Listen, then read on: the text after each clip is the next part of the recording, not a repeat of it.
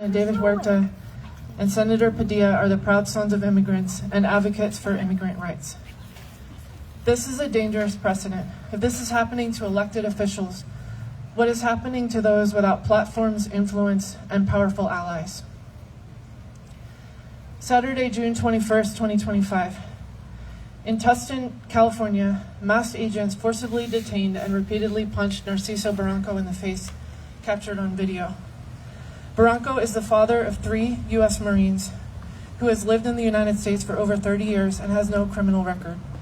When he called his son Alejandro from the detention facility, he asked Alejandro to return to IHOP and finish the weed eating he hadn't been able to complete.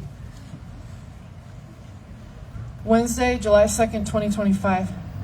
American citizen Job Garcia was tackled to the ground, pinned down by ICE agents, and arrested in Hollywood, California, while recording an ICE assault of a Latino man in a parked vehicle. Garcia was filming as the ICE agent smashed the passenger window of the man's vehicle. These raids in public places have not required ICE to issue warrants or even have probable cause, contributing to racial profiling and discrimination. Thursday, July 3rd, 2025. On this date, the California Senate passed Senate Joint Resolution 9, SJR 9, strongly denouncing the federal government's militarized immigration raids that have terrorized California families and workers since early June. The resolution, championed by Senator Maria Elena Durazo and jointly authored with Senators Jesse Arguin, Ana Caballero, and Melissa Hurtado, passed following emotional floor remarks and a powerful press conference featuring the Latino caucus, other diversity caucuses, legislators, advocates, and civil rights icon Dolores Huerta. Monday, July 7th, 2025, just days after the County of Los Angeles Parks and Rec canceled multiple 4th of July celebrations due to concern for the safety of residents after a series of ICE raids, dozens of masked and heavily armed ICE agents accompanied by 90 members of the National Guard rode through MacArthur Park on horseback, causing a day camp attended by children to leave the premises after children and their caregivers expressed fear for their safety. Imagine how that must feel to have this militarized presence show up in your neighborhood park where your children were playing. Friday, July 11th, 2025. A federal judge in Los Angeles, U.S. District Court for the Central District of California, issued 2 temporary restraining orders in the case of Vasquez Perdomo versus Noam.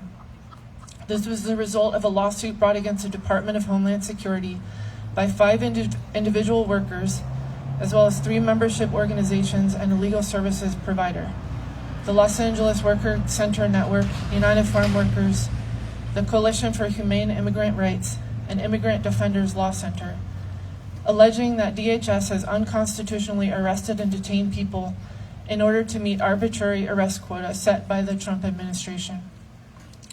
This lawsuit specifically addresses the racial profiling, unconstitutional arrests, and deplorable conditions that detainees are being kept in after being whisked off the street by masked agents.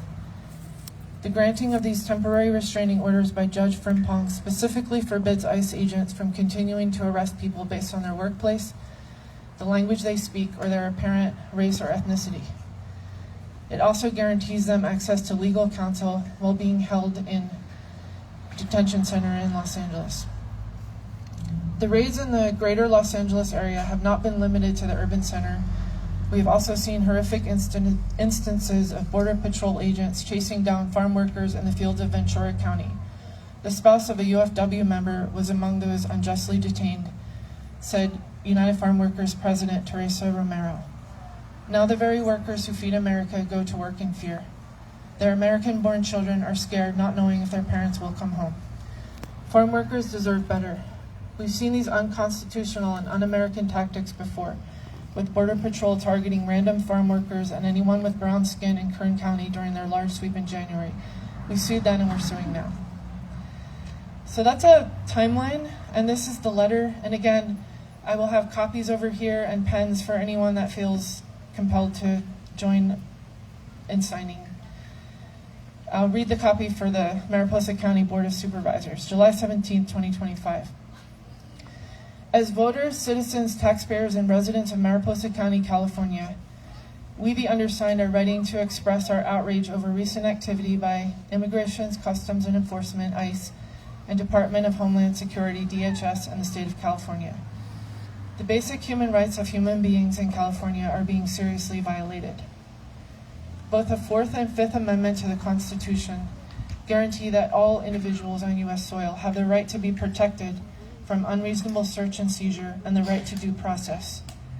We are seeing an alarming increase in the erosion of these rights, and we are not alone. As the Trump administration announced their new goal of 3,000 immigration arrests nationwide per day in late May, the situation has escalated. Driven by quotas, ICE officials have ramped up the targeting of immigrants at workplaces and chaotic, violent, and indiscriminate practices targeting individuals who have committed no crimes. Our neighbors and community members, with or without legal status in this country, are becoming fearful of leaving their homes due to fear of detention. Faith-based groups and nonprofits, including the YMCA, are delivering food to immigrants afraid to leave their home. Public parks and marketplaces in immigrant neighborhoods, which a month ago were thriving places where people congregated, are now empty. Community members are being held in overcrowded, unsanitary facilities without access to lawyers, food, hygiene supplies, or basic care. We are opposed to the excessive use of force, including rubber bullets, flash grenades, and tear gas being used against peaceful protesters. We are opposed to masked federal agents in unmarked vehicles, raiding workplaces and schools, and detaining people, citizens, refugees, immigrants, without warrants or identifying themselves. We are opposed to these raids being conducted against people based not on their actions or legal status, but on discriminatory factors like their race and spoken language. Of the almost 60,000 people currently in ICE detention centers nationwide, the vast majority, 71%, have no criminal records. The number of people without criminal convictions in detention has nearly doubled since May, more than any other group of detainees. The billions of dollars in funding that ICE is receiving to carry out these illegal raids is our taxpayer money being drained from essential social services such as Medicaid and SNAP benefits. The legal status of many immigrants is being rapidly revoked. Measures such as revoking the temporary protected status of thousands of individuals from Honduras and Nicaragua, many of whom have legally lived in the United States for decades, set a dangerous precedent.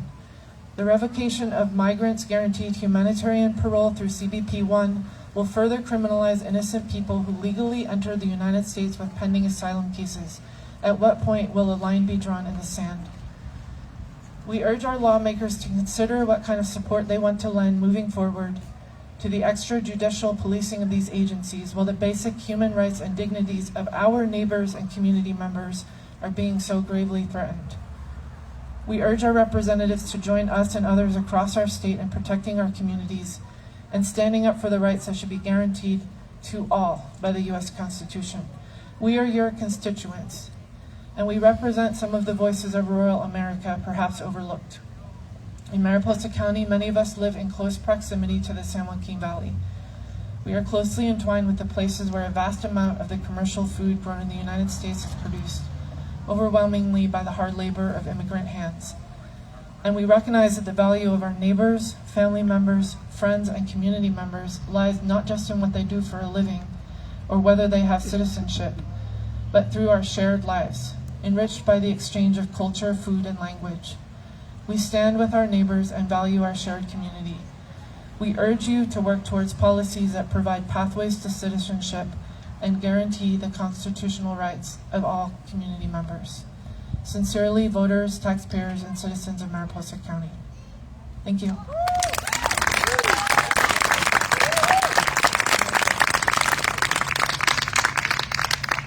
That's Abby. Go find her if you want to make a signature there. And this is, we're all gathered. We do these beautiful signs, and it's really joyous.